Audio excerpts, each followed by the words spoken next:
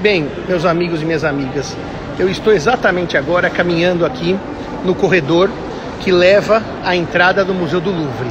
Se vocês olharem aqui, vocês já veem pelas janelas algumas estátuas que estão em exibição nessa ala do museu, que é a ala Richelieu. Eu vou caminhar agora até aquele clarão e vocês vão ver que exatamente aqui nós estamos diante das pirâmides que foi instalada em frente ao Museu do Louvre em 1989, na comemoração dos 200 anos da Revolução. Aliás, de gosto duvidoso, muita gente criticou a instalação dessas pirâmides, mas aqui estão as pirâmides que hoje servem de entrada ao Museu do Louvre.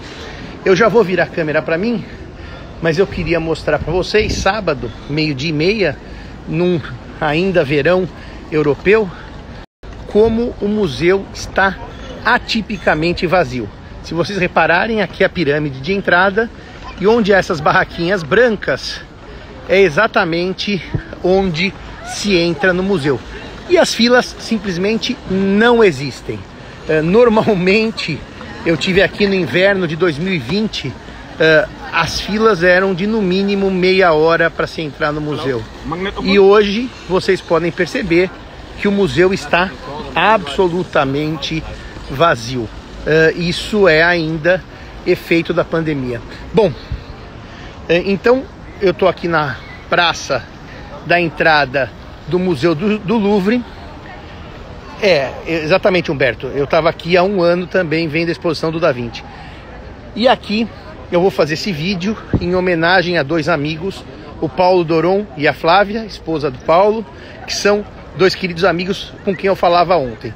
Bom, se vocês repararem, aqui nós temos à frente o Arco do Carrossel, que é uma das comemorações das vitórias de Napoleão.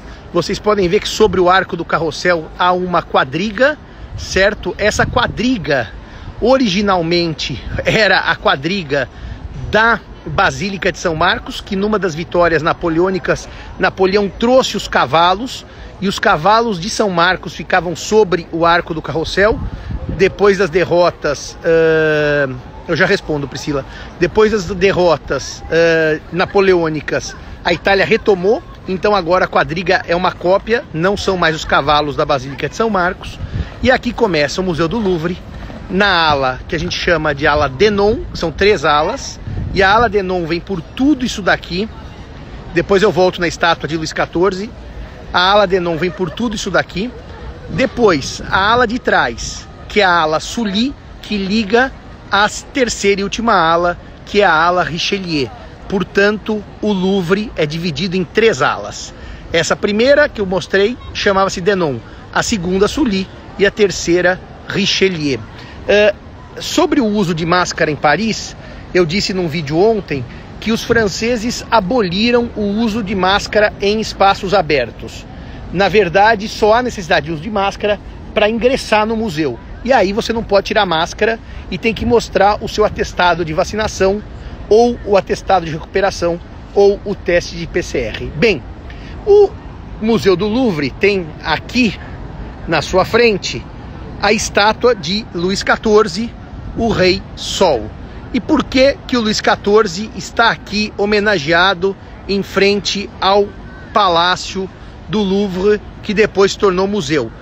Por uma questão simples. Luís XIV foi o rei que esvaziou o Palácio do Louvre e mudou toda a corte para Versailles.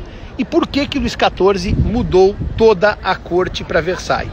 Ele muda a corte para Versailles por uma razão muito simples. Luís XIV temia uma rebelião dos nobres franceses contra si.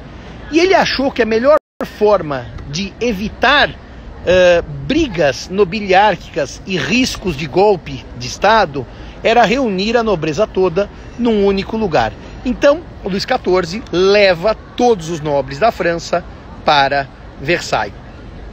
Há um detalhe interessantíssimo, que no momento em que ele faz isso, está aí o germe da futura Revolução Francesa.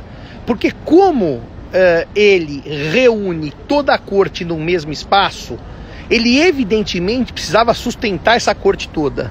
Então havia enormes gastos para com alimentação, vestuário e pagamento de serviços que os nobres prestavam a Luís XIV. Aliás, havia nobre que prestava serviço do tipo o nobre que o acorde, que escolhe as roupas do rei e da rainha. Então, evidentemente que isso gerou um custo enorme para os cofres franceses. Então dizem os estudiosos que a construção de Versailles é a base, é o germe da Revolução. Reparem aqui novamente em frente ao Louvre como há pouquíssima gente na entrada. Toda a fila que há são essas 10, 12 pessoas. É uma fila absolutamente mínima. Eu vou caminhar para a sombra para falar um pouquinho sobre o museu. Bem, aqui então moraram os reis franceses até Luís XIV construir Versailles. Luís XIII, aquele dos Três Mosqueteiros, da história do Alexandre Dumas, Luís XIII e a sua mulher, a Ana, ainda no Louvre antes de ser museu. Aliás, Napoleão chamou o museu aqui de Museu Napoleão, e depois o museu voltou a ser o Museu do Louvre. Bem, então o museu tem 3 alas. Essa primeira se chama Denon, que é a ala mais cobiçada do museu. E por que é a ala mais cobiçada do museu? Porque na ala Denon é onde estão as obras que as pessoas mais gostam de ver. Basicamente, vocês veem na ala Denon a Mona Lisa, que é a obra que, segundo as pesquisas, 70% das pessoas que vêm ao Louvre vêm exclusivamente para ver a Mona Lisa, 70%, e vai embora. Aqui temos a Mona Lisa, a Vênus de Milo, a Vitória de Samotrácia e as obras de Leonardo da Vinci. Essa ala, na hora que você entra no museu, você vai da ala Denon. É onde estão todas as grandes obras e que normalmente há filas enormes e um acúmulo de gente. A segunda ala, que eu vou mostrar para vocês aqui na frente, é essa aqui de ligação, é a menor, portanto, entre a ala Richelieu, que está atrás da pirâmide, e a ala Denon, que está aqui à minha direita. Essa ala Sully tem o início das obras do Egito Antigo. Então, quando se começa, aliás, para se verem as múmias, etc., você vem aqui na ala Sully. E a terceira e última ala, que é essa que está atrás da pirâmide maior, é a ala Richelieu, que é aquela menos explorada normalmente.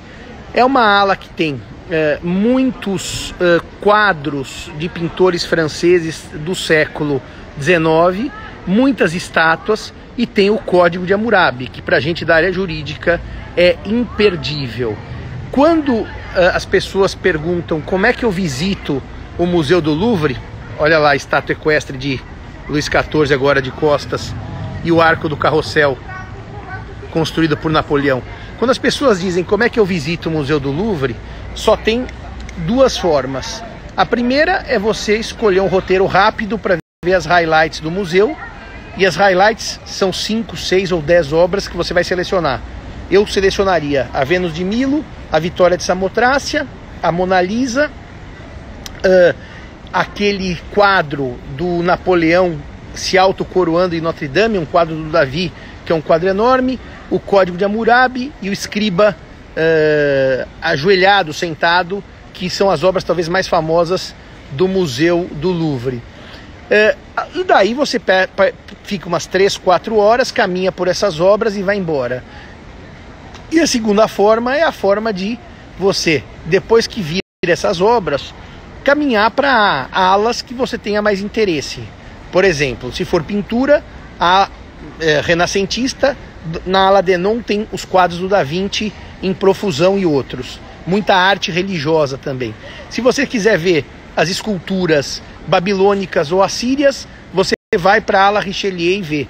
Então, na verdade, eu acho que para quem nunca viu o museu, o ideal é passarmos algumas horas para vermos as highlights, as obras mais importantes, e depois escolhermos algum setor específico e aí explorar esse setor para vermos as coisas que mais nos agradam nesse setor.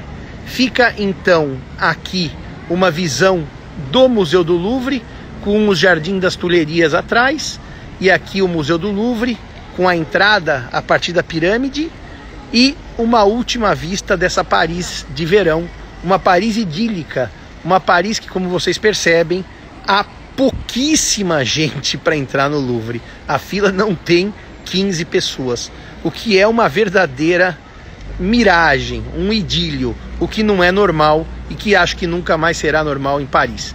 Ficam assim as minhas últimas imagens. Eu agradeço a vocês todos e agora, como dizem os ingleses, time to say goodbye, que eu vou voltar para Lisboa para essa semana de trabalho por lá. Um beijo a todos, um beijo.